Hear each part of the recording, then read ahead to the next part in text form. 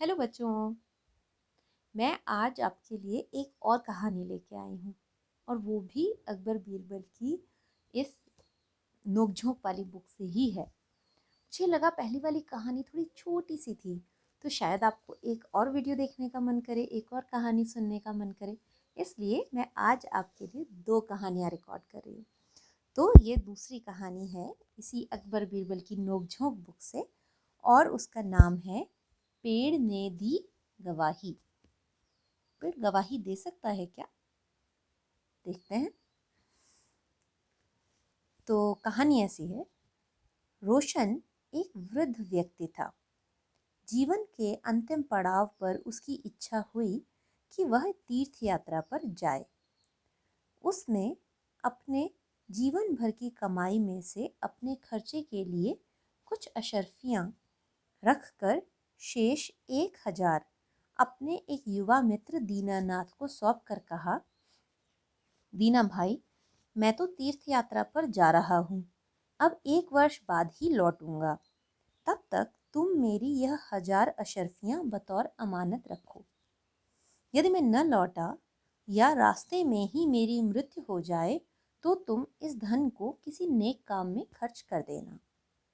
आप निश्चित रहें, आपका धन मेरे पास महफूज रहेगा। जब आप लौटेंगे तो आपको आपका धन वापस मिल जाएगा। दीनानाथ ने जवाब दिया। रोशन आश्वस्त होकर तीर्थ यात्रा पर चला गया। पीछे से दीनानाथ की नीयत खराब हो गई। उसने उन अशरफियों को डकार लेने का फैसला कर लिया। 1 वर्ष बाद जब रोशन तीर्थ यात्रा से लौटा और उसने दीनानाथ से अपनी अशरफियों की मांग की तो दीनानाथ साफ मुकर गया। उसने रोशन को पहचानने से भी इनकार कर दिया। रोशन ने काफ़ी मिन्नतें की किंतु दीनानाथ माना ही नहीं और उसने रोशन को जलील करके अपने घर से भगा दिया। रोशन मन मार कर रह गया। उसकी जिंदगी भर की कमाई उसका मित्र ही लूट ले गया। उसे यकीन ही नहीं हो रहा था किंतु सच्चाई तो उसके सामने थी।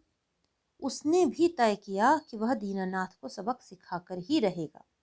वह सीधा दरबार में गया और उसने बादशाह अकबर से शिकायत की।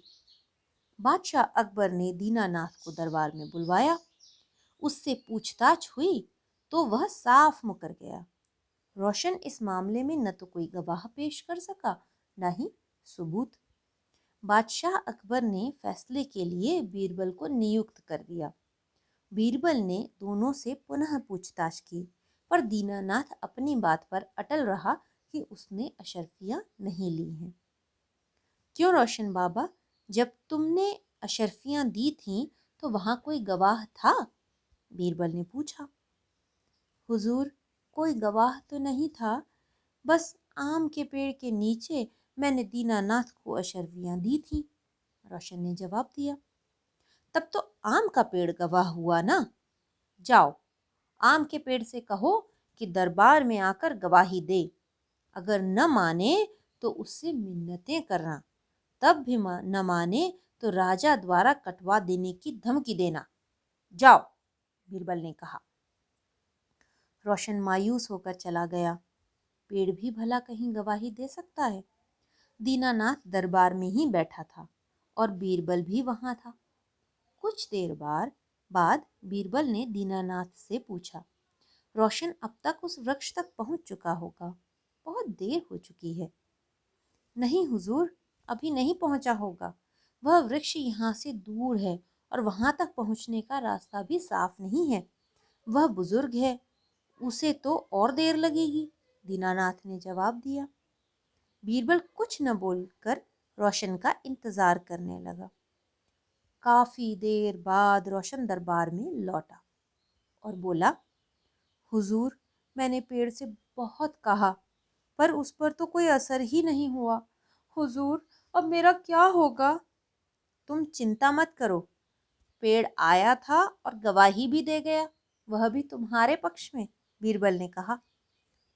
पेड़ आया था, गवाही दे गया? कब? मैंने तो नहीं देखा, दीनानाथ ने आश्चर्य से पूछा। तुम्हारी चोरी पकड़ी गई है दीनानाथ। जब मैंने कहा था कि रोशन पेड़ तक पहुंच गया है, तब तुमने कहा था कि अभी नहीं पहुंचा होगा, जबकि तुम जानते थे वह कौन सा पेड़ है और कहाँ है। नहीं तो तुम स्वयं भी उस पेड़ के प्रति आश्चर्य प्रकट करते, पर ऐसा नहीं हुआ। अब सीधी तरह बता दो कि रोशन की अशर्फियां कहाँ हैं, वरना तुम्हें कष्ट पहुंचेगा। दीनानाथ डर गया। उसने स्वीकार कर लिया कि उसके मन में लालच आ गया था। उसने माफी मांगी और रोशन का धन वापस देने को राजी हो गया। बीरबल के न्याय से बादशाह अकबर फिर अति प्रसन्न हुए और उन्होंने बीरबल को बहुत शाबाशी दी। ये थी बीरबल की सूझबूझ की चतुराई की एक और कहानी। अच्छी है ना? आया मजा? छोटी छोटी कहानियां हैं अकबर बीरबल की, नोक झोंक की, बीरबल की सूझबूझ की, पर हर बार उन्हें पढ़ते सुनते बहुत आनंद आता है, बहुत मज़ा आता है। तो आज मैं इस दूसरी कहानी को यहीं रोकती हूँ और कल फिर मिलेंगे एक और नई कहानी के साथ। तब तक के लिए बाय बाय, एंजॉय।